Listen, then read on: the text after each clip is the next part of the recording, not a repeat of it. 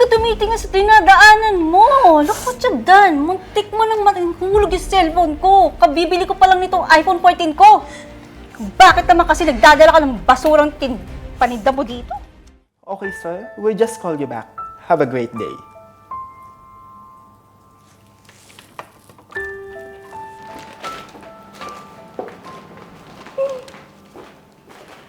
Good morning, mga B!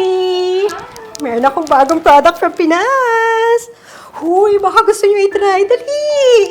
Fresh from Pinas to! Pwede namang utang eh. Basta ha, sa sahod ang bayad. Wow, mukhang masarap yan. Pwedeng dalawa sa akin? Oy, Faye syempre ako din. Tatluhin mo na. Salamat, mga B! Hoy, magtrabaho nga kayo dyan. Hindi ito tindahan, kaya huwag kayo nagkakagulo sa mga cheap na panindang yan. Baka gusto yung sumbuko kayo kay boss. Lalo ka na, Faye. Office ito at hindi Divisoria. At alam mo naman bawal ang ginagawa mo dito, di ba? Uy, chicks, huwag naman.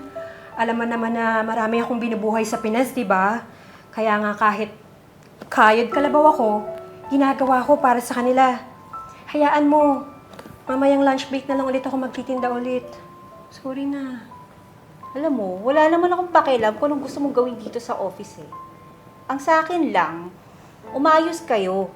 Kasi oras ng trabaho ito, hindi oras ng paglalaro.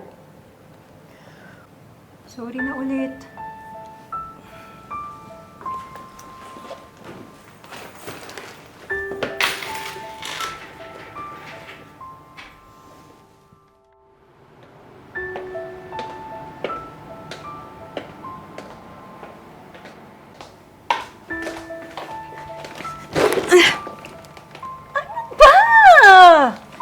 Ingot-ingot ka talaga, hindi ka tumitingin sa dinadaanan mo. Look what you've done. Muntik mo nang mahulog yung cellphone ko. Kabibili ko pa lang nitong iPhone 14 ko.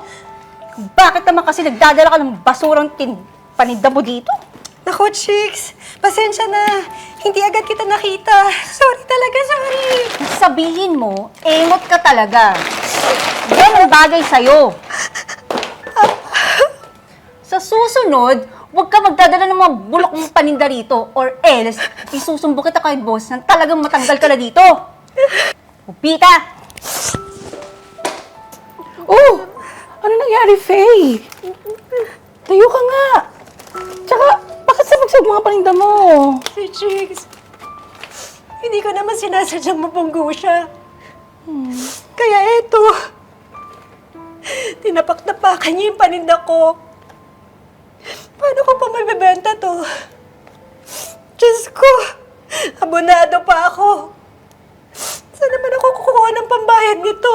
Napakawalang natag ng babaeng yan. Makakarma din siya.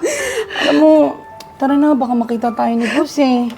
Hayaan mo ha, gagawa kami ng paraan ni Clyde para naman makatulong kami sa'yo kahit papano. Tahan ka na, Faye. Tayo ka na dyan. Ano? Nay, hayaan niyo ho. Gagawa po ulit ako ng paraan para magtuloy-tuloy po ang pagpapakimo ninyo. Basta ha, huwag po kayong panghihinaan ng loob. Ginagawa ko po ang lahat para matustusan ang pagpapagamot ninyo. Alam ko, Nay, gagaling din po kayo sa sakit niyong cancer. Anak, wag mo na akong masyadong alalahanin dito. Intindihin mo ang sarili mo kasi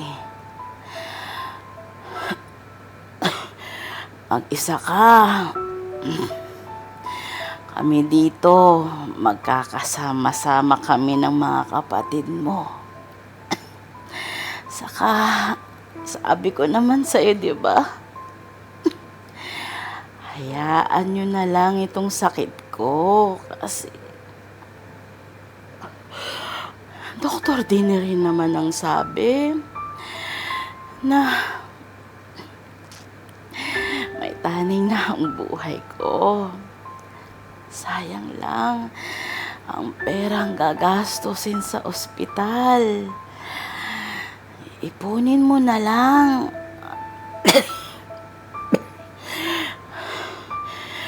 Kesa ipadala dito sa akin, anak.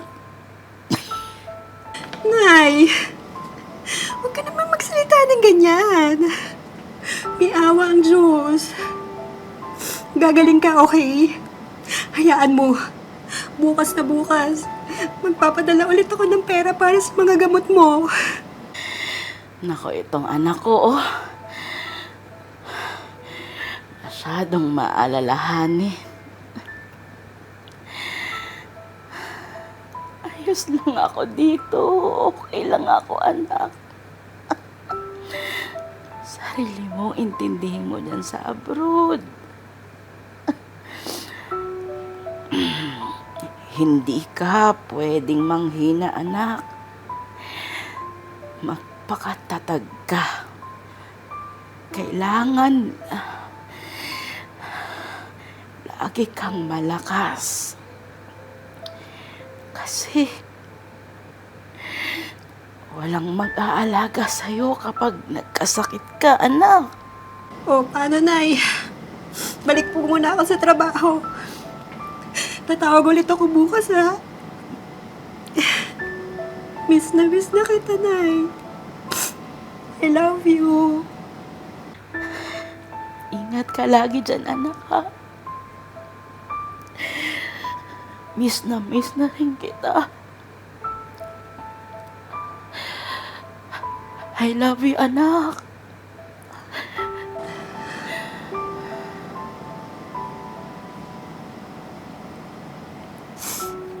Faye, okay ka na ba? Sure? That's good.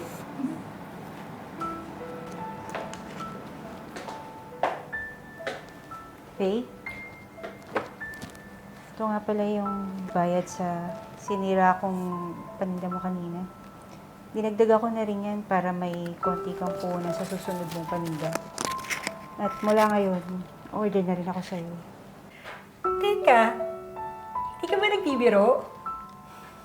I mean, baka prank to, ah. Alam ko na hindi naging maganda yung trato ko sa'yo. Ito. Ang totoo, hindi ko rin alam kung bakit napag-iinitan kita palagi. Siguro kasi, alam naman natin dito sa office na ikaw talaga yung pinakamagaling na pradiskarte. Pero sorry talaga sa inasal ko sa'yo.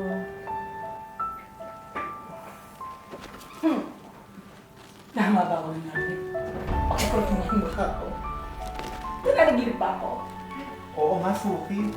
Ano kayang nangyayari? Bigla yatang nagbago ang ihip ng hangin. Hindi ko Alam mo, panira talaga kayong dalawa. Totoo to, no? Saka, wala namang mapapala kung aarte pa ako. Kasi hindi naman ako. Naniniwala naman ako na pusilak ang puso mo. Hayaan mo na yun. Kinalimutan ko yung mga ginawa mo sa akin dati. Tsaka, yun naman talaga ang turo ng nanay ko eh.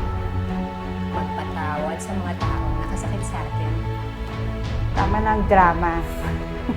Basta sa susunod na may paninda ka, i-reserve mo ako ng isang dalawa. Okay? Sure. No problem. Sabi nga nila, suportahan mo yung mga tulad mo na hinahanap buhay para sa kanila. Ay, ano to, Beshi Wap? Nakakaiyak naman ang drama ng dalawang to. Sad ka ba ako din? Pero kung tutuusin, mabait talaga yung si Chicks. Suplada lang talaga ang itsura. Ano may itsura niya? Kasing ganda ko, di ba? Char lang.